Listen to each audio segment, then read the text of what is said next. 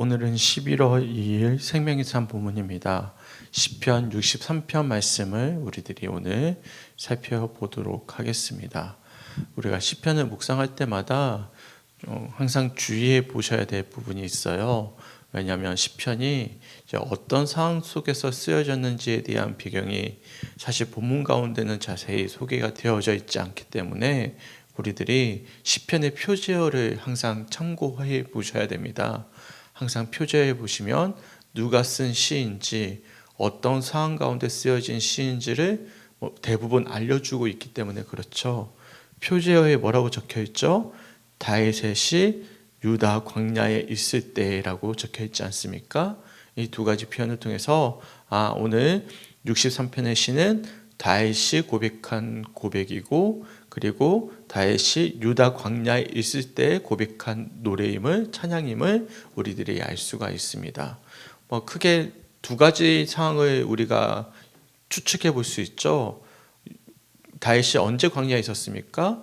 사울 왕에 쫓겼을 때, 그리고 압살롬에 의해서 쫓김을 받았을 때 두 번에 걸쳐서 광야에 나가지 않았습니까? 그렇기 때문에 정확하게 사울 시대 때인지 압살롬에게 쫓겨났을 때인지를 우리가 명확히 알 수는 없지만 두 상황 중에 한 번, 그때 쓴 시임을 우리들이 알 수가 있는 것이죠. 어떤 시점인지는 모르겠지만 분명한 사실은 광야라는 곳이 고난의 상징이지 않겠습니까? 고난의 순간 속에서 다윗이 지금 하나님을 향해 찬양하는 시임을 우리들이 알 수가 있는 것이죠. 사실 우리의 신앙이 언제 적나라하게 드러납니까?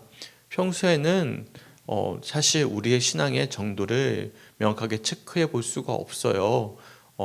좋을 때는 항상 좋죠. 하지만 우리의 신앙의 정도를 점검해 볼 수 있는 아주 적절한 시점은 고난의 시점이라고 생각이 되어집니다. 고난 받을 때 우리의 생각의 너머에 어떤 예상하지 못했던 상황들을 마주할 때면 우리의 신앙이 적나라하게 드러난다라고 생각을 하게 돼요. 그 고난의 시점을 마주할 때 내게 있어서 하나님이 어떤 분이신지, 어떤 존재로 여겨왔는지가 명확하게 드러나는 것이죠. 사실 코로나19를 지나오면서 많은 분들이 신앙을 잃어버리지 않았습니까? 그때 어떻게 보면 알곡과 쭉정이가 나눠지는 시점이라고 보았고, 우리의 신앙의 정말 정직한 모습을 돌아보는 시점이라고 보았습니다. 그처럼 광야를 지나오면서 예상하지 못했던 어떤 어려운 상황들을 마주치면서 우리의 신앙의 순수성이 드러난다라고 생각을 해요. 저는 오늘 잠깐 5분 동안 말씀을 묵상하면서 가장 마음에 와닿았던 구절이 있었습니다. 그것은 어떤 표현이냐면 바로 첫 번째 표현이었어요. 1절에 뭐라고 시작이 되어지냐면 하나님이여 주는 나의 하나님이시라. 그러니까 다윗이 광야에서 어려움을 지금 겪고 있는데 이어지는 말씀 보시면 물이 없어 마르고 황폐한 땅에서 내 영혼이 주를 갈망하고 내 육체가 앙모한다 라고 말씀하고 있잖아요. 지금 영혼도 육체도 지금 너무나 힘겨운 거예요. 그래서 하나님을 갈망하고 앙모할 수밖에 없는 정말 처절한 고통 가운데 있습니다. 그런데 그런 상황 속에서 첫 번째로 내뱉은 다윗의 고백은 어떤 고백이냐면 하나님이여 주는 나의 하나님이 되십니다라는 고백이에요. 그러니까 다윗의 고백의 첫 출발부터 이미 확고한 것입니다. 하나님이 어떤 상황 속에 나를 처하게 하시더라도 하나님은 여전히 나의 하나님이 되십니다라는 고백으로 시작된다라는 것, 저는 참 감동이 되더라고요. 다윗은 참 하나님이 어떤 상황 속에서 나를 어떻게 내몰아치시더라도 변치 않으신 나의 아버지가 되신다, 나의 하나님이 되신다라는 사실을 굳건히 믿고 있는, 굳건한 믿음을 가지고 있는 귀한 하나님의 사람이었음을 우리들이 알 수가 있는 것이죠. 2절 말씀 보십시오. 이렇게 고백하죠. 내가 주의 권능과 영광을 보기 위하여 이와 같이 성소에서 주를 바라보았나이다. 이것을 역사적으로 좀 보셔야 됩니다. 성소에서 주를 바라보는 것처럼 내가 주의 권능과 영광을 보기 원합니다 라는 뜻이거든요. 달리 표현하면 과거에 성수에서 주님을 보듯이 지금 내가 갈망하고 있다라는 거예요. 달리 표현하면 현재 지금 주의 권능과 영광을 보고 있지 못하고 있다라는 것을 암시하는 것이죠. 그러니까 너무나 힘겹게 하나님을 바라보고 있다라는 거예요. 그것을 갈망하고 있다라는 것입니다. 그럼에도 불구하고 다윗은 지금 뭐라고 고백하고 있냐면 하나님이여 주는 나의 하나님이 되십니다 라고 고백하고 있는 거예요. 그래서 지금 그에게 너무나 필요한 것은 무엇이냐면 다른 무엇이 필요한 게 아니에요. 하나님의 인자하심, 하나님의 헤세드가 너무나 필요한 거예요. 그에게 있어서 무엇보다도 중요한 것은 광야의 생활에서 지금 하루속히 빠져나가는 것이 중요한 것이 아니라 그의 영혼이 성소에서 주를 바라보듯이 주의 권능과 영광을 바라보았던 것처럼 지금 주의 인자하심이 뭐보다 낫다? 생명보다 낫다. 내 입술이 주를 찬양할 것이다 라고 고백하면서 주님의 헤세드의 사랑, 인자라는 이 고백이 원어로 헤세드거든요. 그 헤세드의 사랑이 생명보다 낫다라고 고백하고 있음을 우리들이 말씀을 통해서 알 수가 있는 것이죠. 이처럼 1절부터 3절까지 말씀을 통해서 얼마만큼이나 지금 광야 속에서 다윗이 하나님을 간절히 갈망하고 있는지, 그러니까 고난 속에서 다윗이 찾고 있는 것은 당장의 광야에서 벗어나게 해주세요. 어떤 문제를 해결해 주세요. 어떤 원수를 물리쳐 주세요. 뭐 그런 어떤 표현이 없어요. 지금 광야에서 그가 찾고 있는 것은 더 화려한 음식을 먹게 해달라는 것도 아니고 문제를 해결해 달라는 것도 아니고 속히 상황을 역전시켜 달라는 것도 아니에요. 지금 자신이 지금 원하는 것은 나의 하나님이여 내가 주님을 앙모합니다. 성수에서 주님의 영광과 권능을 바라보았던 것처럼 지금 내게 필요한 것은 생명보다 나은 주님의 헤세드의 사랑, 네, 그것이 지금 내게는 너무나 갈급합니다라고 고백하고 있다는 것이죠. 네, 그것이 지금 다윗에게 너무나 갈급한 거예요. 왜냐하면 그것을 경험했던 자이기 때문에 그렇죠. 우리도 그렇지 않습니까? 고난 가운데 뭐가 필요합니까? 당장의 고난을 해결한다고 고난이 사라집니까? 아니잖아요. 사실 파도처럼 몰려오는 것이 우리의 고난이지 않겠어요? 한 문제를 해결하고 나면 또 다른 문제는 여지없이 몰려오거든요. 그런데 이 고난이 우리들에게 문제가 되지 않는 이유는 하나님의 사랑을 우리가 경험했고 그 권능 아래 우리가 머물러 있을 때면 어떤 고난과 환난이 닥쳐오더라도 우리가 이겨낼 수 있지 않겠습니까? 근데 믿는 자들이 은혜를 경험했는데 헤세드의 사랑과 아가페의 놀라운 하나님의 사랑을 경험했는데 그 사랑을 잊어버릴 때면 아무리 평안한 상황 속에서도 우리의 영혼이 무너져 버리지 않겠습니까? 그러니까 다윗은 이미 하나님이 나의 하나님이시라는 사실을 이미 경험했던 하나님이 사람이기 때문에 그가 광야 가운데서도 찾고 있는 것은 어떤 역전의 생활, 어떤 역전의 상황을 갈급해 하는 것이 아니라 주의 인자하심이 생명보다 나음으로 내 입술이 주를 찬양합니다. 주님의 은혜를 앙모하고 있음을 우리들이 말씀을 통해서 알 수가 있는 거예요. 그래서 4절 말씀 보십시오. 이름으로 내가 평생에 주를 송축하겠습니다. 주의 이름으로 말미암아 나의 손을 들겠습니다. 어떤 심정으로 지금 이 고백을 하고 있는지 느껴지십니까? 손을 들고 내가 평생에 주님을 송축하겠습니다.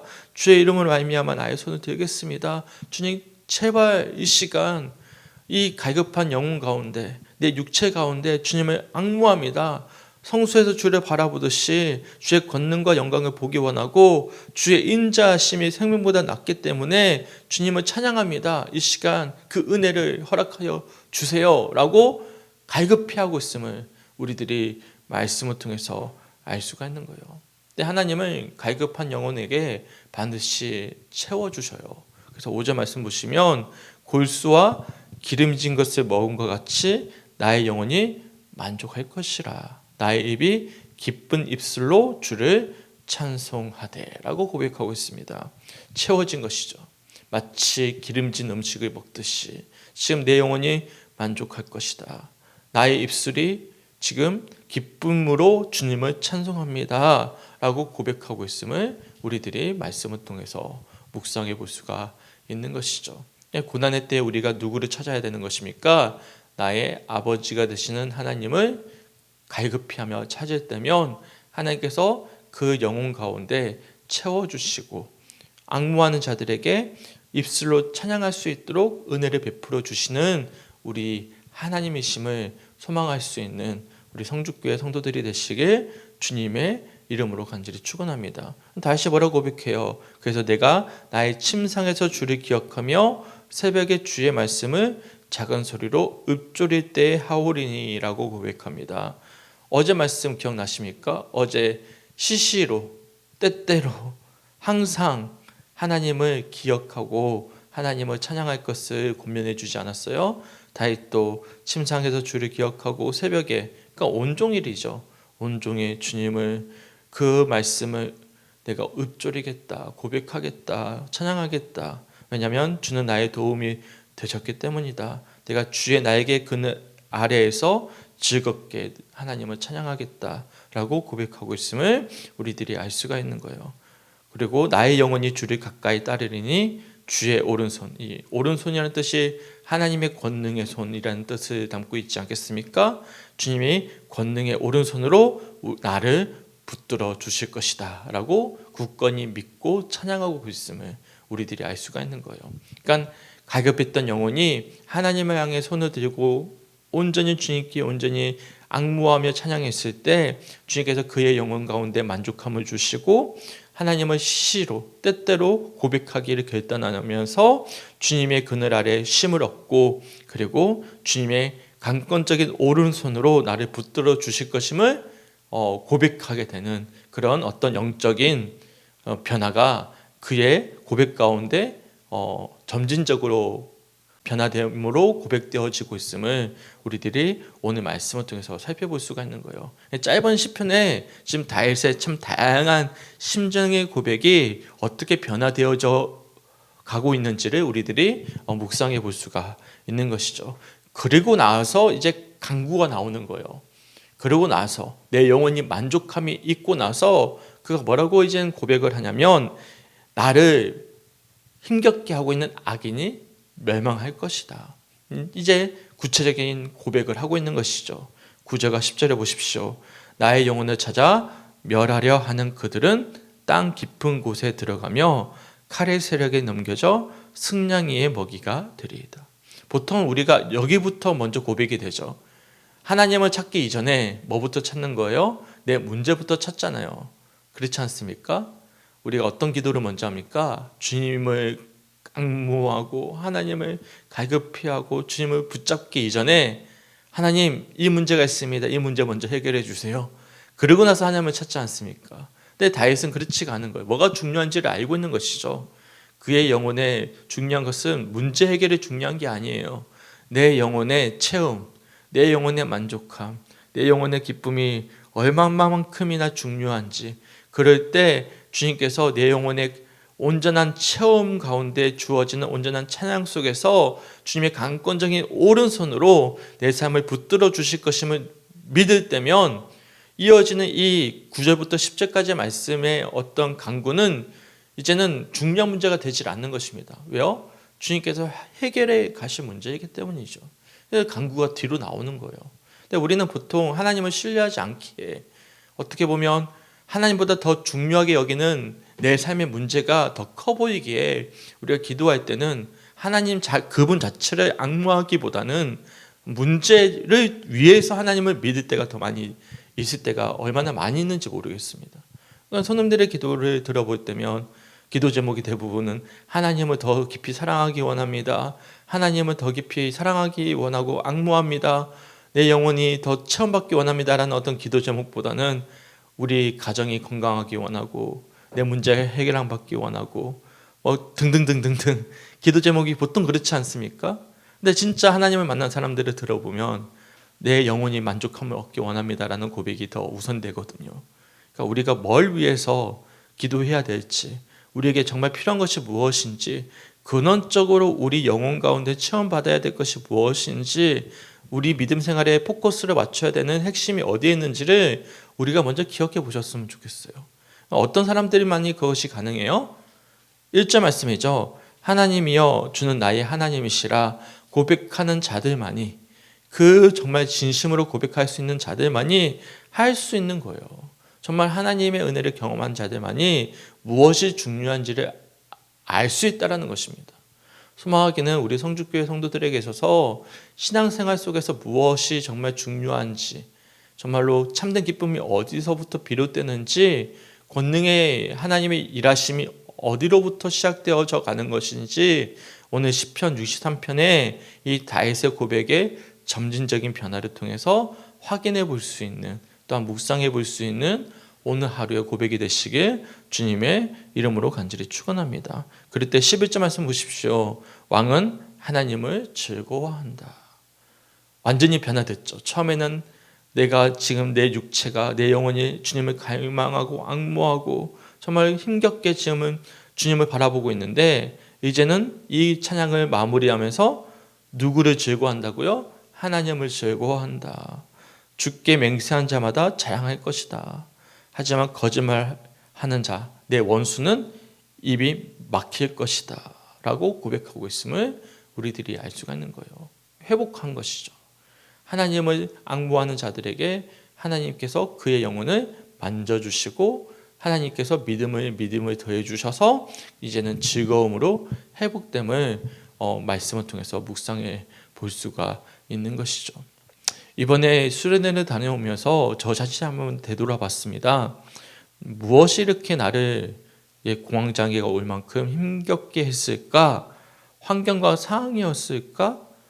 아니었어요. 결국에는 환경과 상황이 문제가 아니라 저 자신이 하나님을 온전히 바라보지 못했다라는 사실에 대해서 돌아보게 되었어요.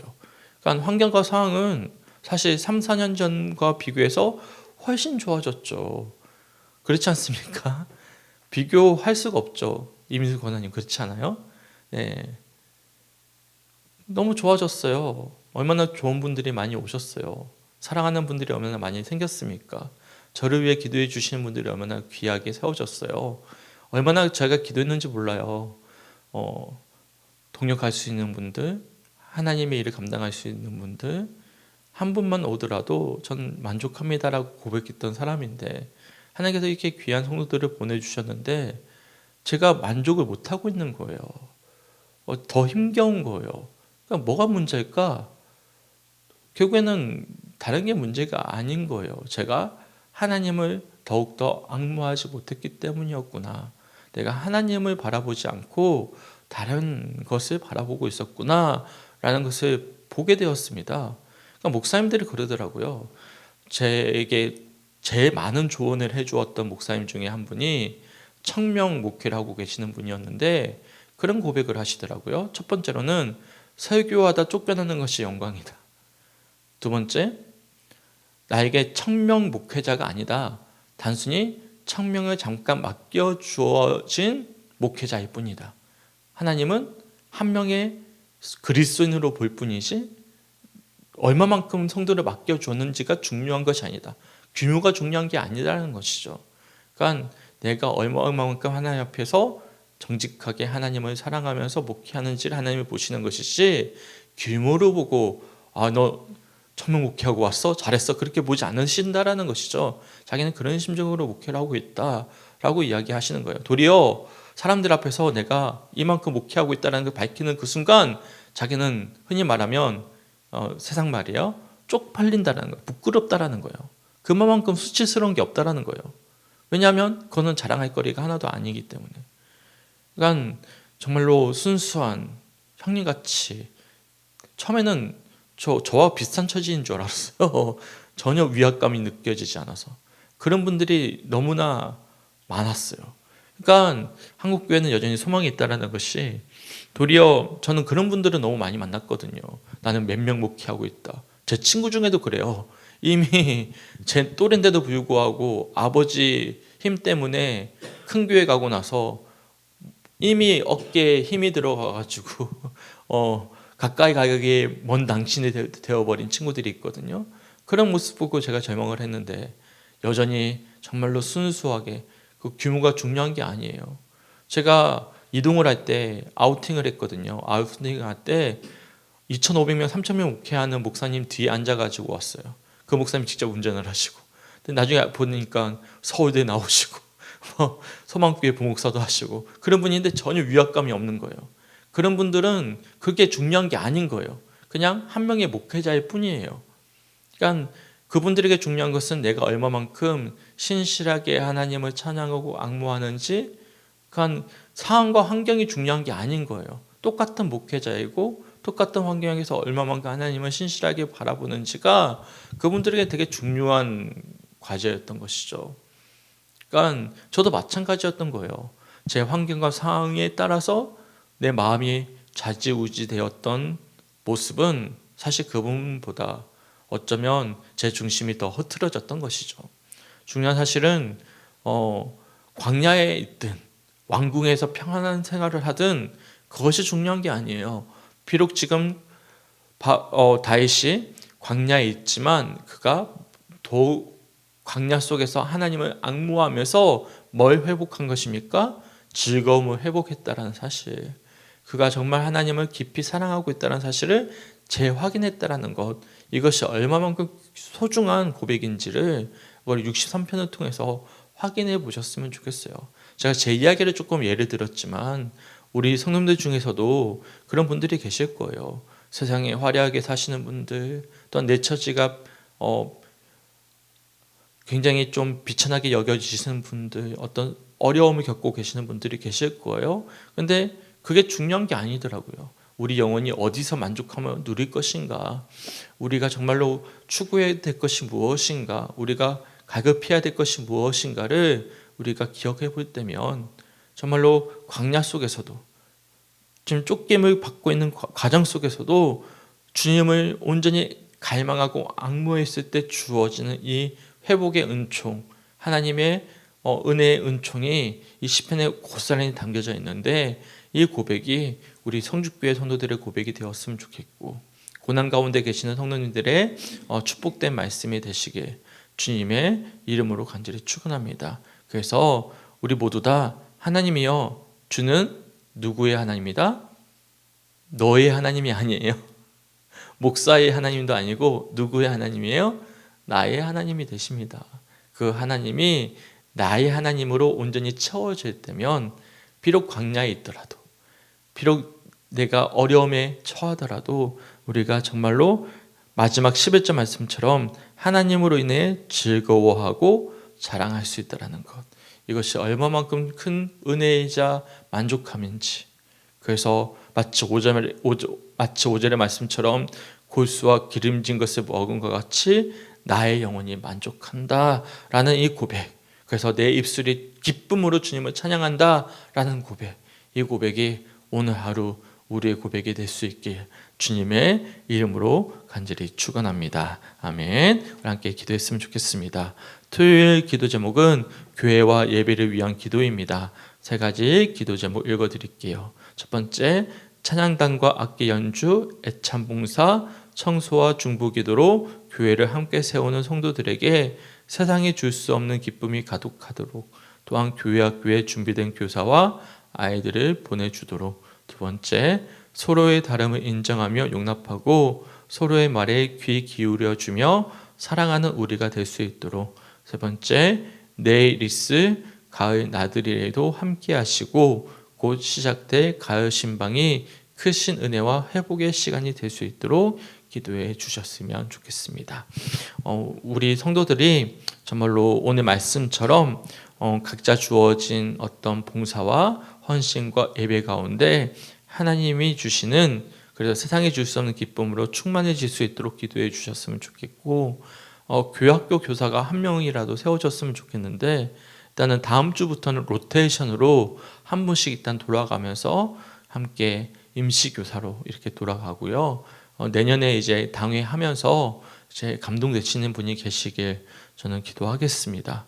그리고 두 번째로는 우리가 지지난주 오예배 때 나눴던 것처럼 이제 서로 좀 다른 견해들이 있었잖아요. 그래도 감사하게도 성숙하셔서 서로 다름을 인정하고 서로를 사랑해 주셔서 너무나 감사합니다.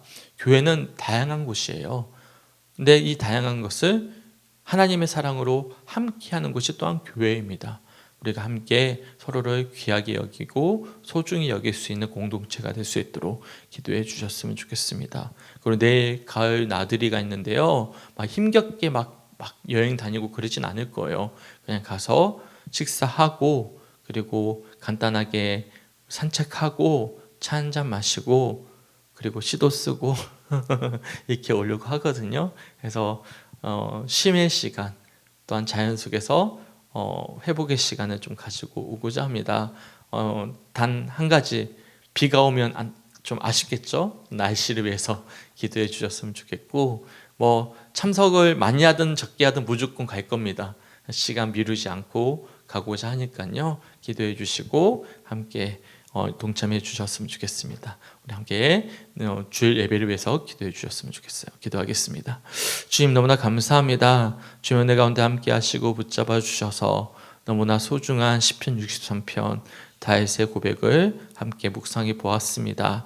이 다윗의 이 고백이 우리 사랑하는 성도들의 고백이 될 수 있도록 인도하여 주시옵소서. 어디에 어떤 상황에 처해 있든지 하나님의 힘으로 인하여 만족해하며 감사하며 기뻐하며 즐거워하며 만족할 수 있는 우리 성축교회 성도들의 심령 되어질 수 있도록 인도하여 주시옵소서. 그래서 하나님이 다른 누군가의 하나님이 아니라 나의 하나님이심을 고백하는 이 귀한 고백이 우리 모두의 믿음의 고백이 될 수 있도록 오늘 하루의 묵상 가운데 함께 하시고 하나님 인도하여 주시옵소서.